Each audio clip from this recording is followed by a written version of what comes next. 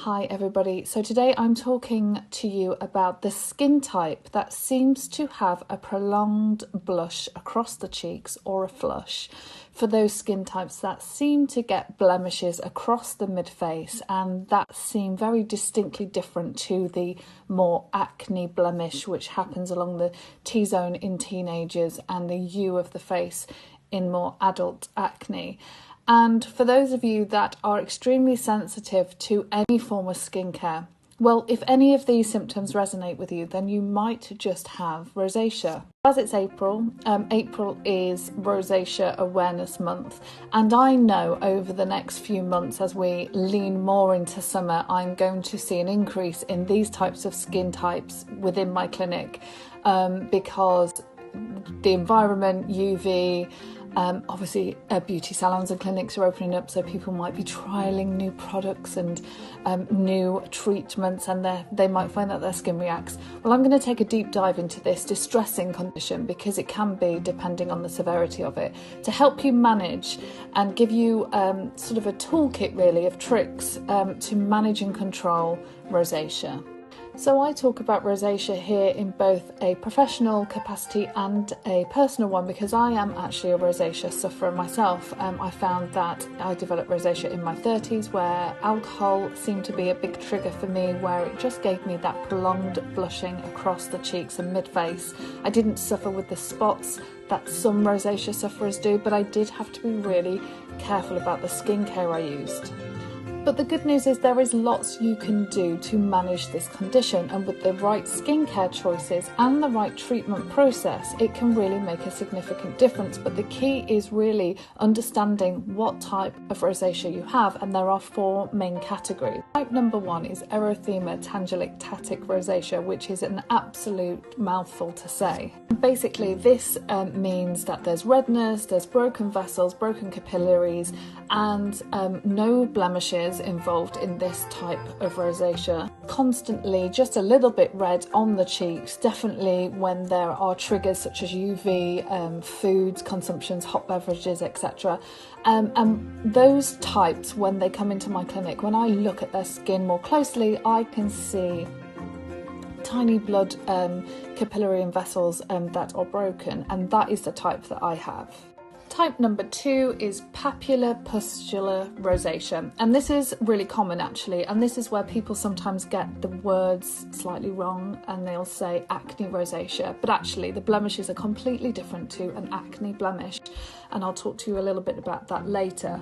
So in this skin type, there will be red bumps and red bumps with whiteheads on, so papules and pustules. So there are some distinguishing factors when it comes to the blemishes in this type of category of rosacea compared to an acne blemish. It's more in their structure. In terms of a rosacea patient, it would be more dome-shaped, and with an acne blemish, it is definitely more pointed. But that's not to say somebody who has rosacea, they can also be prone to acne. So understandably, it can get a bit confusing.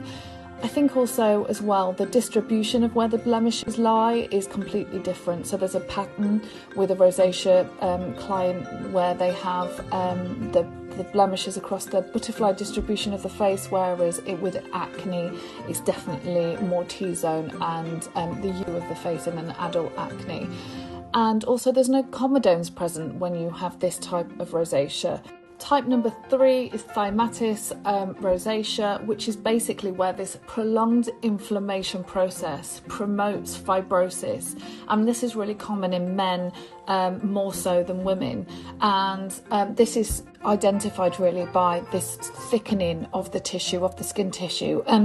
So you might have seen like a bulbous nose, it's quite thickened. That is this type of category. Type 4 then is ocular rosacea, which is identified by inflammation around the eyelids. The eyes can feel quite gritty and stingy and just basically very irritable. So they really outline the more physical, what you're seeing on the skin, but the sensation that somebody with rosacea will feel is stinging, itching, burning, very irritable, particularly with any skincare. And with rosacea is definitely characterised by a barrier dysfunction. And this really causes all sorts of problems when the barrier is disrupted, because you find it difficult to put skincare on, makeup, even sunscreen, because actually there's quite a lot of ingredients even with a mineral sunscreen, so even that can be extremely difficult to tolerate in the more severe cases of rosacea. So I think the key is to know your triggers. For me, it's alcohol, spicy food. For somebody else, it could be sunny days. And actually, there's a huge link between rosacea and UV. So know that too. Also, it could be cold weather, the wind, the rain, all of those low humidity can also play a huge role, because then it's really difficult in these conditions for the skin to hang on to moisture. These conditions can make the skin drier, and therefore if the skin's drier, it's going to be more sensitive.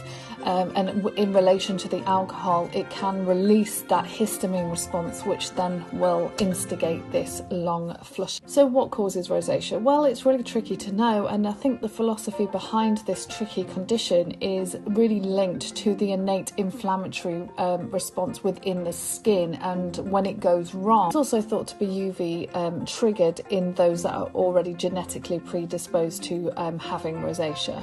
So the key finding is this presence of cathelicidin, which is an inflammatory mediator that is seen within the skin, that's a responder to environmental stressors such as sunshine. These stressors like UV are being abnormally processed within the skin and sets off an inflammatory cascade. And these inflammatory mediators are released within the skin, which then attract neutrophils, which are white blood cells, and this then leads to the prolonged flushing. This prolonged flushing, and therefore this prolonged inflammation, then leads to structural changes both in the dermis, so that's in the deeper layers of the skin, and the structure of the blood vessels. So our innate immune system is there to protect us. So when we feel these sensations, it is there to give us a warning sign.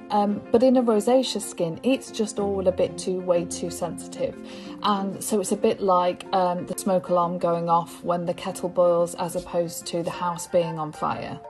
So in my opinion, the best way to manage rosacea is to really go about it a more holistic approach. So it's not just about what products are best for rosacea or what treatment is going to be best. It's about what foods, what drinks, what hot food, baths, hot showers, the way that you treat your skin when you are applying products.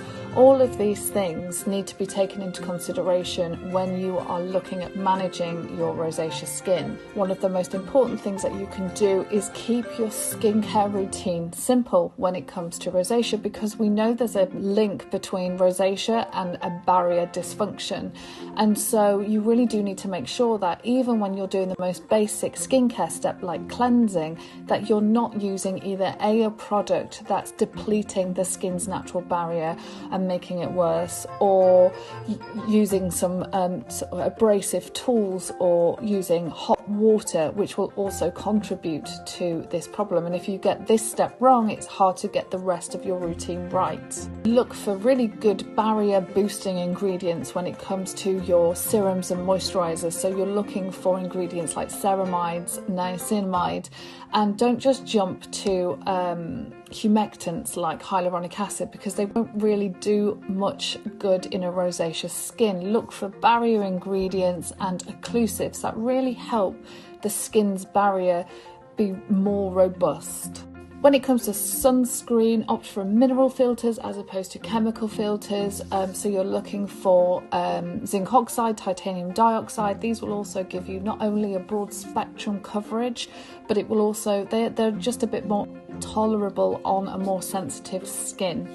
And finally, when it comes to treatments for rosacea, I could go on all day about this, and it really does require a bespoke plan with somebody who really does know what they're doing when it comes to skin. So you're welcome to come and see me for a consultation where we can discuss this further. So I hope this is helpful, and if there is somebody who you know is suffering with a sensitive skin or a rosacea skin, and you think that they might find this video useful, please do share it with them. And it's nice to be back, and I look forward to seeing all your lovely faces soon.